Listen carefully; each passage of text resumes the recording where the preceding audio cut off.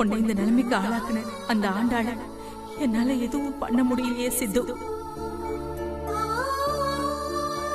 நீ கண்ணு முழிச்சிட்டா கூட அம்மா தைரியமா போராடி எப்படியும் அந்த ஆண்டாள ஜெயிலுக்கு அனுப்பிடுவேன். ஆனா நீ இப்படி பேச்சு மூச்சு இல்லாம கிடக்குறியே. சீக்கிரம் கண்ணு முழிச்சு பாருப்பா. 2 நாளா உன்னை இப்படி பாக்குறதுக்கு எனக்கு ரொம்ப கஷ்டமா இருக்கு. சீக்கிரம் கண்ணு முழிச்சு பாரு சித்து. அம்மா வாழ வைக்காதடா.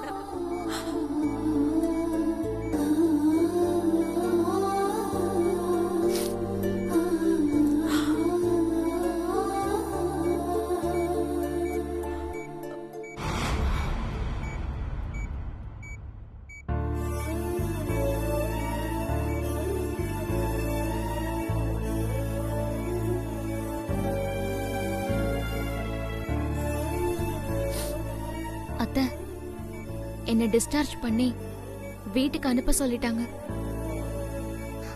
நீங்க ஒண்ணு கவலைப்படாதீங்க. சித்துவும் சீக்கிரமா குணமாகி டிஸ்சார்ஜ் பண்ணிடுவாங்க.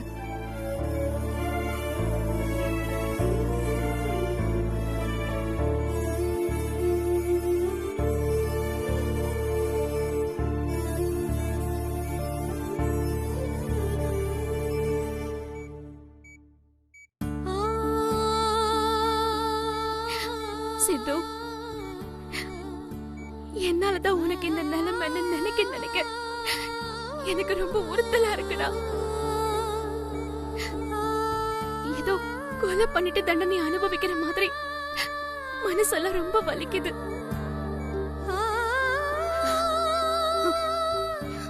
நீ சீக்கிரமா கண் முழிச்சு பாரு சித்து. நீ கண் முழிச்சிட்டங்கிற தகவல் வந்ததுக்கு அப்புறம் தான் நான் சாப்பிடவே செய்வேன்.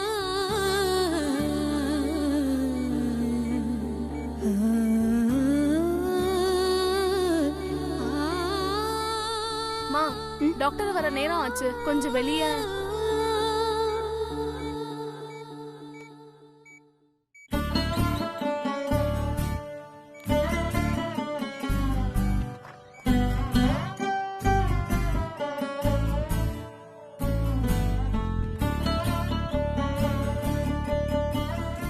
சரிம்மா, நீ வீட்டுக்கு கிளம்பு.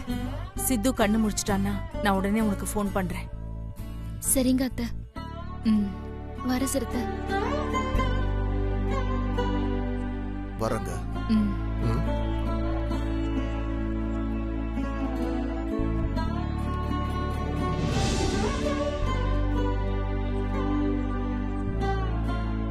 அக்கா,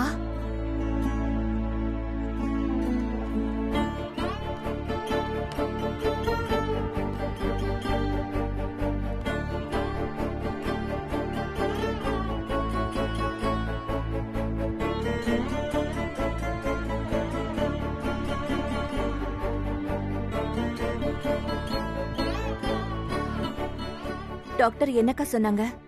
சித்துக்கு எப்ப கான்ஷியஸ் வருமா? இன்னும் டாக்டரால எதுவும் சொல்ல முடியல மாதவி.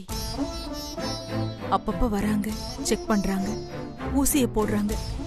ஆனா சித்து கிட்ட எந்த டெவலப்மெண்ட்டும் தெரியலன்னு சொல்லிட்டு போயிடுறாங்க. என் கண்ணு முன்னால எந்த அசைவும் இல்லாம கல்லு மாதிரி என் பையனை பாக்குறதுக்கு ரொம்ப வேதனையா இருக்கு. அந்த கடவுள் என் பையன் மேல இறக்கப்பட மாட்டேங்கிறாரு. கவலைப்படாதீங்க அக்கா, கடவுள் சீக்கிரமாவே சித்து மேல இறக்கம் காட்டுவாரு. நம்பிக்கையோட இருங்க. சித்து சீக்கிரமாவே கண் முழிச்சிடுவான். உங்களுக்கு சாப்பாடு கொண்டு வந்திருக்கேன், வந்து சாப்பிடுங்க அக்கா. என் பையன் இப்படி கிடக்கிறப்ப என்னால எப்படி நிம்மதியா சாப்பிட முடியும்? எனக்கு எதுவும் வேண்டாம்.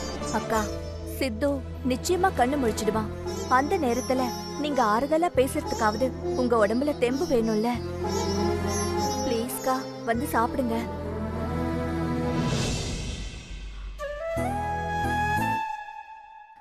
வாங்கக்கா. மாதவி, எனக்கு ஒரு உதவி பண்ணணும், பண்ணுவியா? என்னக்கா இப்படி கேக்குறீங்க? சித்து என்ன உங்களுக்கு மட்டுமா புள்ள? எனக்கும் புள்ள தானே. இப்ப நான் என்ன செய்யணும்னு சொல்லுங்க. அது இந்த ஆக்சிடென்ட் காரணம் நம்ம மாமியார் தான் எனக்கு நல்லாவே தெரியுது. ஆனா அத ஸ்ட்ராங்கா போலீஸ் கிட்ட ப்ரூவ் பண்ணதா என்னால முடியல. அக்கா, நீங்க சொல்ற மாதிரி இந்த ஆக்சிடென்ட்டுக்கு காரணம் நம்ம மாமியாரா தான் இருப்பாங்களோன்னு எனக்கும் கொஞ்சம் டவுட்டா தான் இருக்கு. உனக்குமா? நீ எதை வச்சு அவங்க மேல டவுட் படுற? அது முந்தா நாள் அவங்க யார்கிட்டயோ போன்ல பேசிட்டு இருந்தாங்க. அவங்க யார்கிட்ட பேசினாங்க, என்ன பேசினாங்கன்னு எனக்கு தெரியல. போன் பேசி முடிச்சதுக்கு அப்புறம் அத்தை என்கிட்ட வந்து, நான் ரொம்ப சந்தோஷமா இருக்க மாதவி, எனக்கு ஸ்வீட் செஞ்சு கொடுன்னு கேட்டாங்க. அதுக்கப்புறம் கொஞ்ச நேரம் கழிச்சு யதார்த்தமா நான் உங்களுக்கு போன் பண்ணேன். நீங்க தென்றலுக்கும் சித்துவுக்கும் ஆக்சிடென்ட்னு சொன்னீங்க.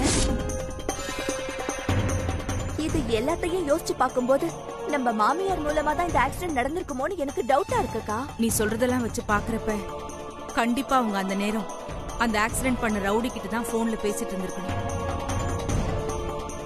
அதனாலதான் போன் பேசி முடிச்சதும் உங்ககிட்ட வந்து சந்தோஷமா ஸ்வீட் செய்ய சொல்லிருக்காங்க. எனக்கும் அப்படிதான் தோணுது.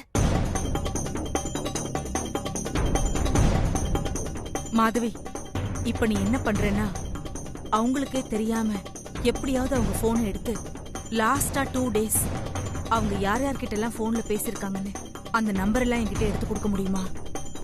கண்டிப்பா முடியும்க்கா.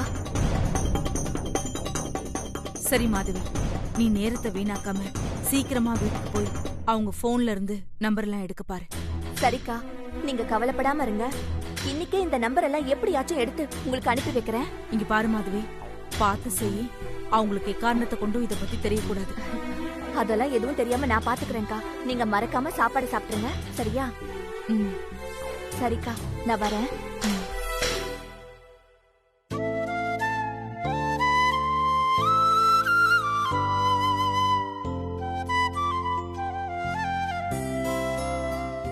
அக்கா, மறக்காம நீங்க சாப்பிட்டுருங்க. சரி மாதவி.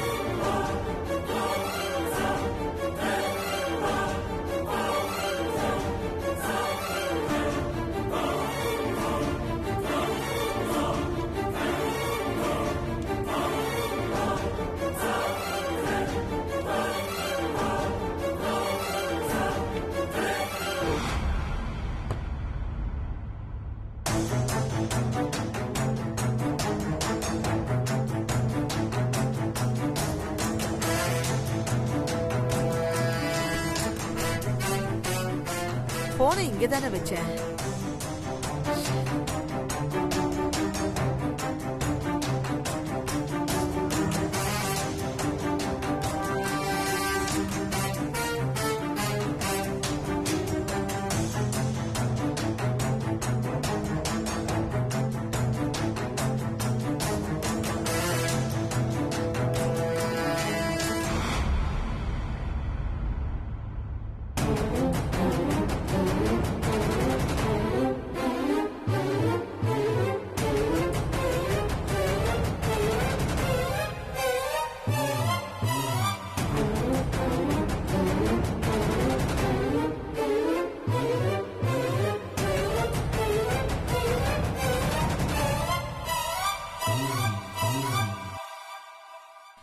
எங்க வச்சேன்?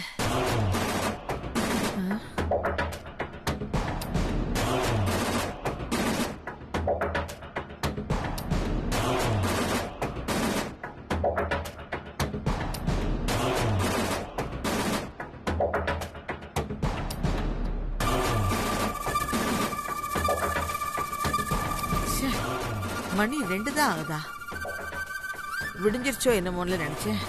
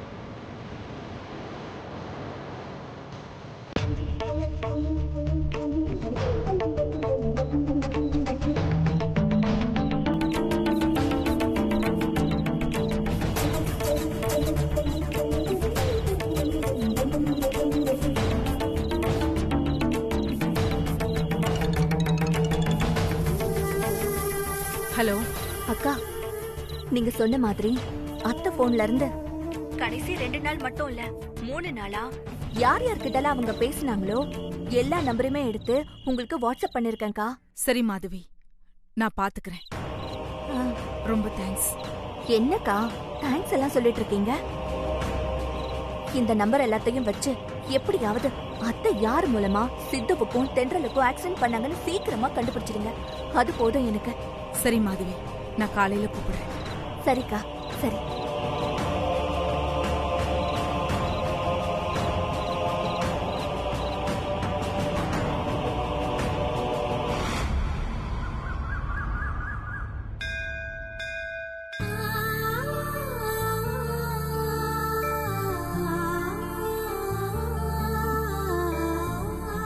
கடவுளே, ஒரு 5 நிமிஷம் கூட உட்காராம அங்கேயும் இங்கேயும் சுறுசுறுப்பா ஓடி திரிஞ்ச என் புள்ள இந்த 3 நாளா எந்த அசைவும் இல்லாம படுத்த படுக்கையா கிடக்குறான். இதுக்கெல்லாம் காரணம் அந்த ஆண்டாள் தான்னு உனக்கே நல்லா தெரியும். தெரிஞ்சும் நீயே அமைதியா இருக்க. ஆனா என்னால இருக்க முடியல. நீ உண்மையிலேயே சக்தி உள்ள கடவுளா இருந்தா என் புள்ளைய எந்திரிச்சு நடமாட வை. அதே நேரம் சித்துவை இந்த நிலைமைக்கு ஆளாக்குன அந்த ஆண்டாளுக்கு தண்டனை கொடு. இந்த 2ஐயும் நீ சீக்கிரமே செய்வன்னு நான் நம்புறேன். என் நம்பிக்கையை காப்பாத்து கடவுளே.